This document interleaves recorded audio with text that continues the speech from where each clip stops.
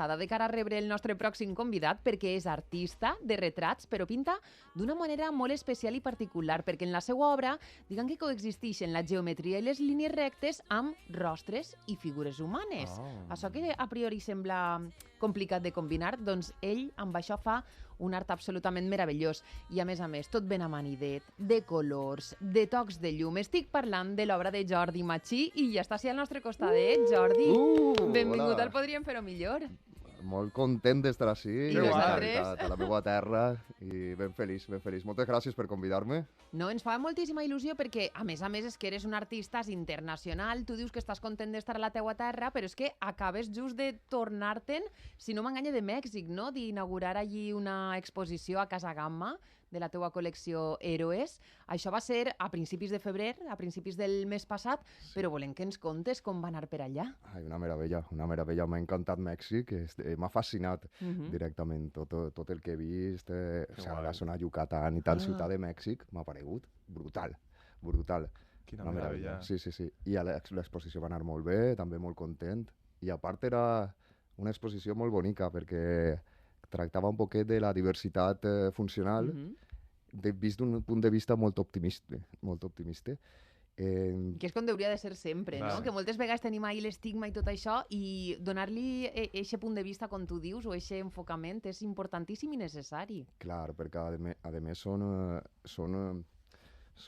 una sort tindre contacte amb gent amb diversitat funcional i te donen exemples de vida brutals, perquè jo cada vegada que els escoltava sentia en quin moment de la meva vida tinc un moment baix quan aquestes persones estan somrient després d'haver lluitat i haver superat totes aquestes barreres. Ostres, Jordi, i la gent que vaig allí a Mèxic, clar, estem així, però les teves obres estan allà, les d'exposició, Héroes. Sí. Què trobaran?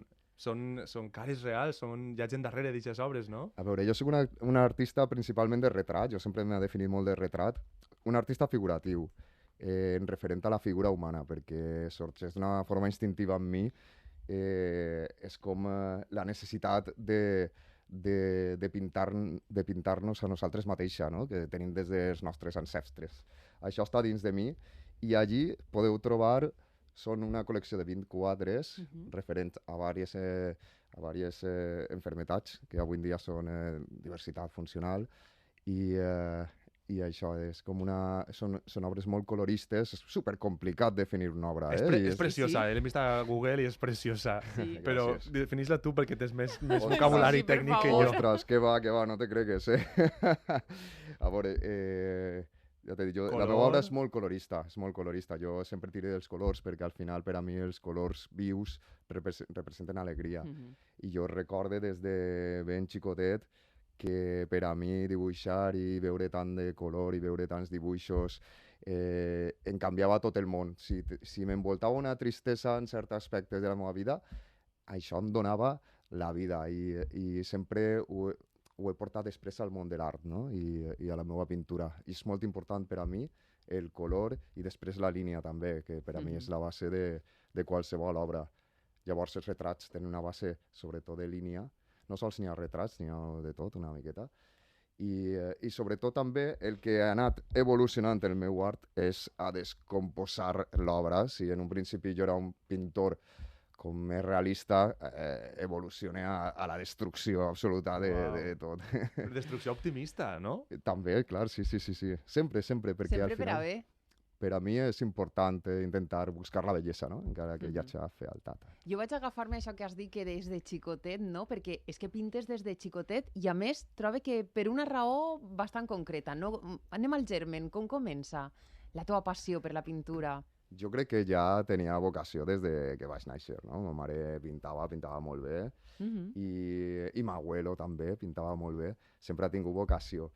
Però sempre he definit també un poquet, quan mon pare va morir, jo tenia uns 7 anys, va morir d'un accident, i em vaig veure envoltat de tota aquesta tristesa a la meva família, i d'alguna forma, emocionalment intel·ligent, però també, jo ho he pensat una miqueta egoista, em vaig clavar en la meva bambolla de felicitat, i la bambolla de felicitat per a mi era els meus dibuixos, els dibuixets que veia a casa quan tornava a casa, que jo veia també així a la Terra, tot el Dragon Ball, Clar, t'anava a tot el preguntar, manga. tu de quin any eres? Jo soc del 83.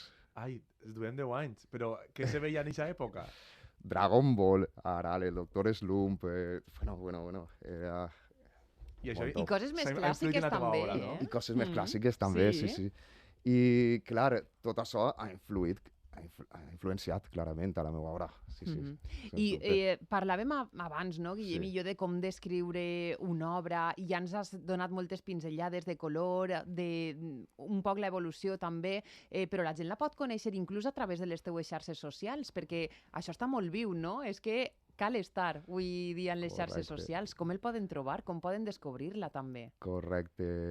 Jo al meu Instagram és on més actualitze, també a la meva web, però sobretot a l'Instagram, que és jordimachi.art, o Jordi Machi Art, ara no ho recordo. Espera, és que just el tinc obert així. Sí. Jordi Machi Art, efectivament. Va, Tot junt. sense el punt, Jordi Machi Sí, Art. tot junt, ja està.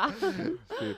I la veritat és que em costa moltíssim perquè actualitzar les xarxes és com una altra feina per a mi.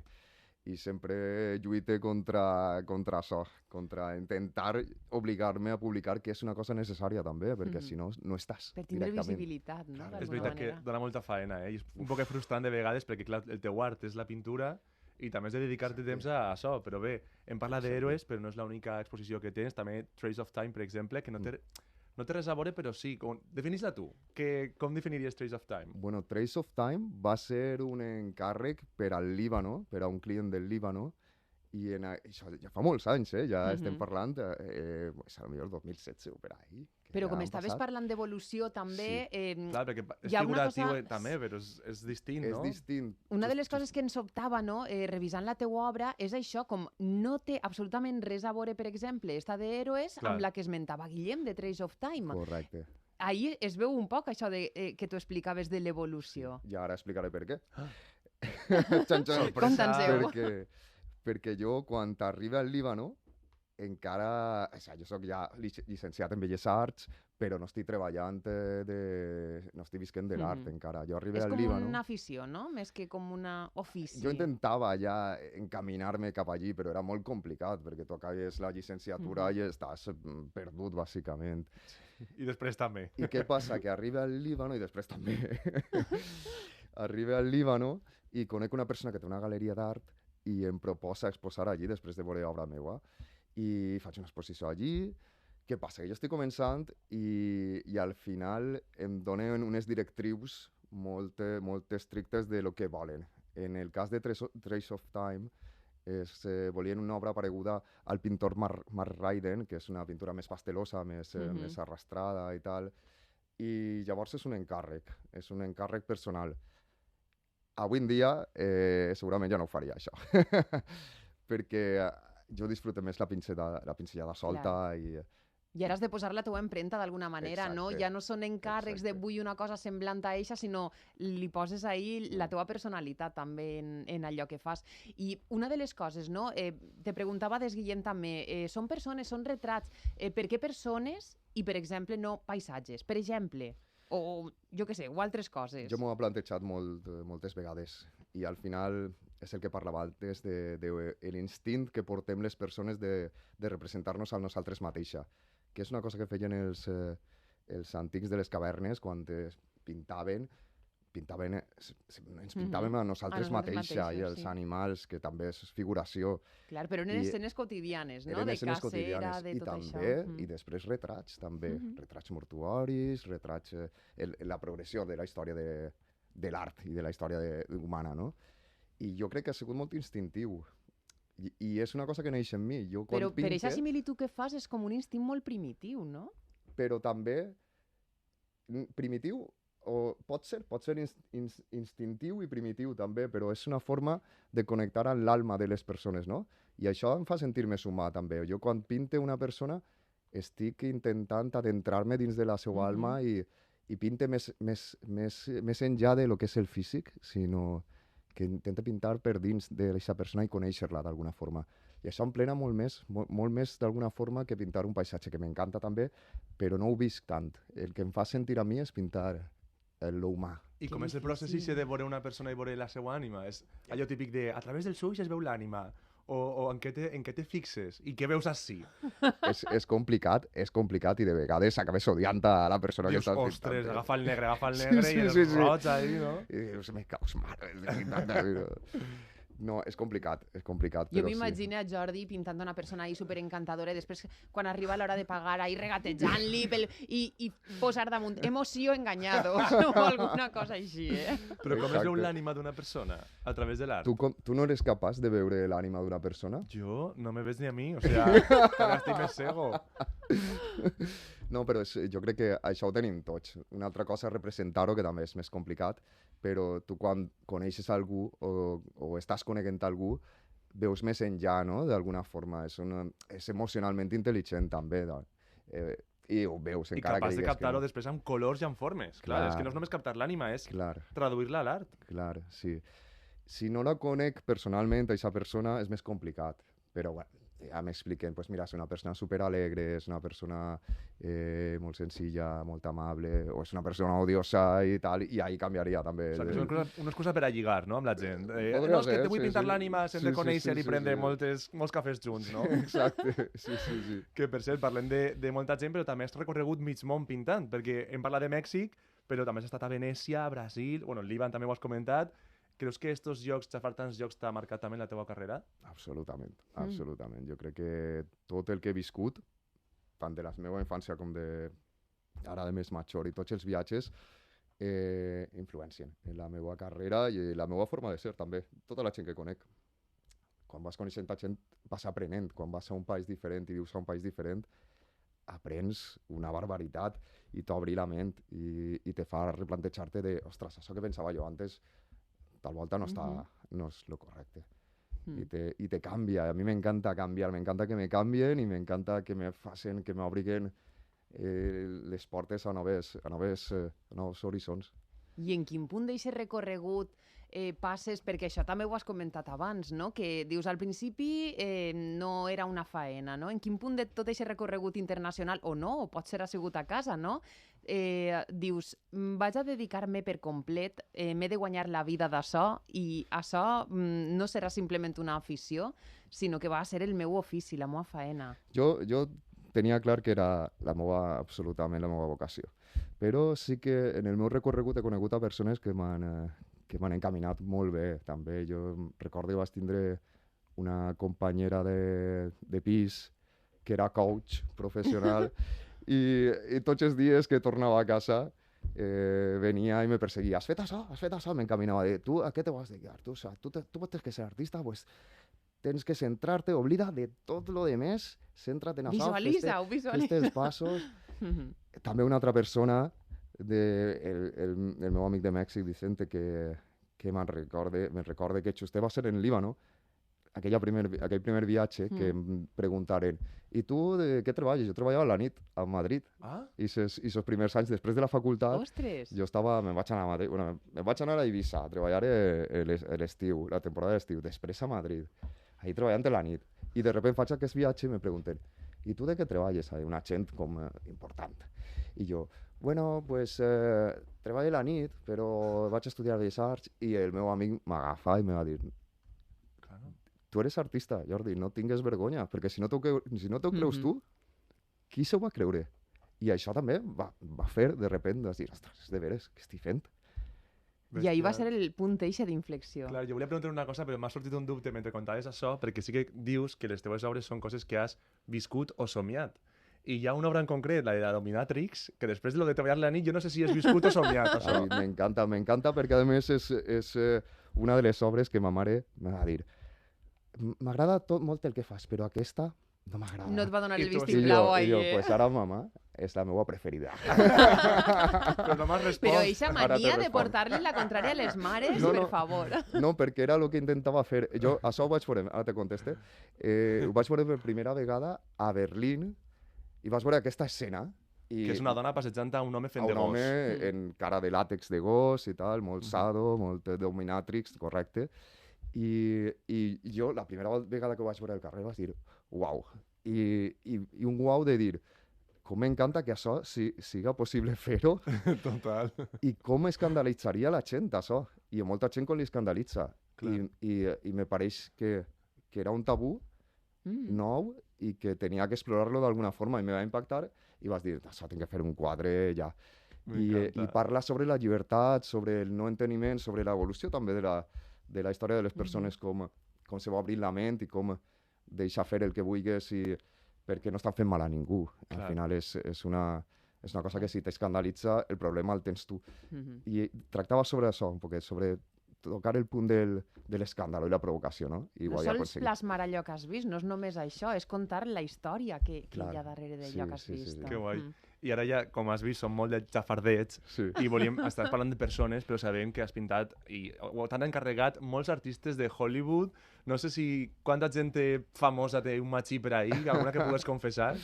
Ai, pues és que tampoc pot el compte perquè no és tan important realment això, Però és que som xafarderes, és un poc allí de funciona molt bé a nivell premsa, això està clar. Però per a mi és un client més. Jo, per exemple, a veure, el primer així que va eixir de Hollywood Heavy va ser Kanye West. Ah, mira. Que era l'ex de la Kardashian. Sí, este és molt famós. Jo no sé molt bé què fa, però tot el món... És un rapero que després se torna un poquet loquet, però bueno. És com, Georgie, please, paint me. Clar, perquè els pintes a ells o t'encarreguen que pintes altres coses? No, correcte. Jo vaig anar al concert i tot, però no vas conèixer. Jo conec la producer, que seria com la manager, bàsicament. I m'ho encarreguen a través d'ella. I era un quadre per a un dels fills que té amb la Kardashian, que anava cap a l'habitació del fill. Al·lucina. Que guai, escolta. Sí, és que són anècdotes que per a premsa està guai, però per a mi és un client més, tal qual. I no n'hi ha hagut cap que digues, és que m'imposa perquè el seguís de tota la vida. O et fa una especial il·lusió?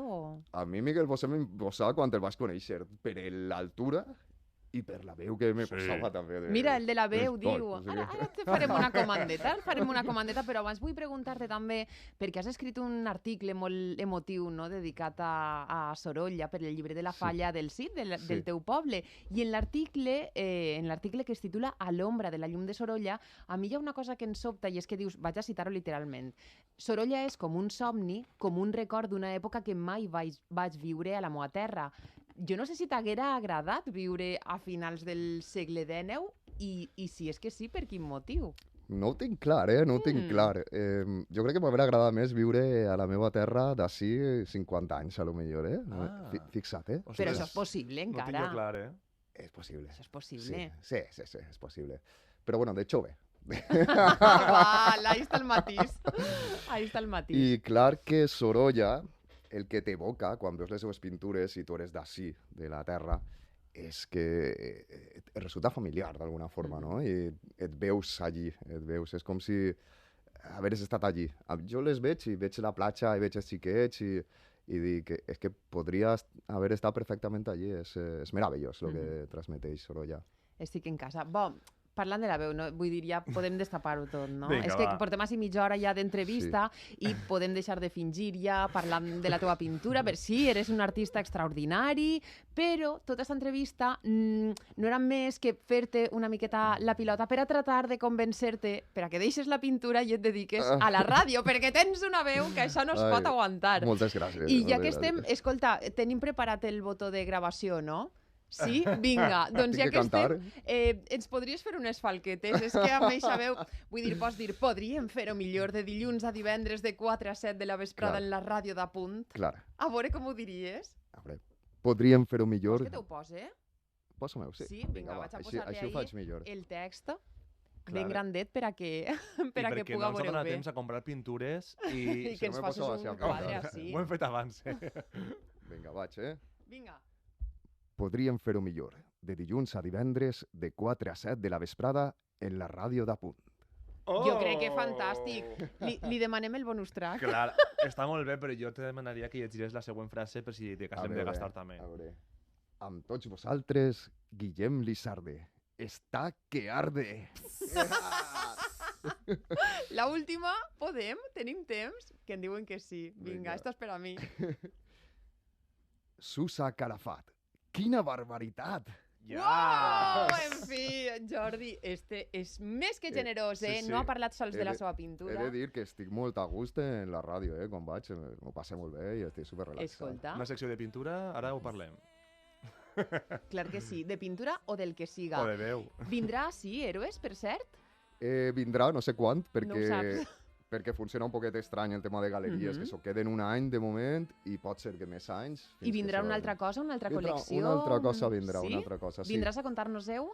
Quan me crideu jo vinc així, vamos, en un Vinga. bot. Doncs tu demana'ns prioritat, l'exclusiva per a nosaltres, però el podríem fer-ho millor. Moltes gràcies, ha sigut un plaer Moltes conèixer-te. Gràcies a vosaltres, un plaer. Having a good time, a shooting star leaping through the sky.